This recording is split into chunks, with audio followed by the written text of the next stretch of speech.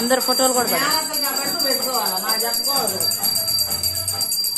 అందరికీ మా ఇంటి పెద్దలందరికీ పెట్టే ఒక్కళ్ళని కాదు.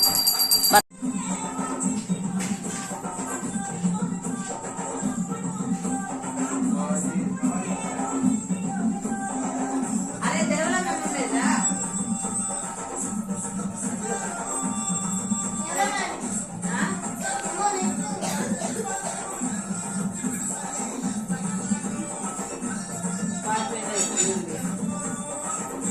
ini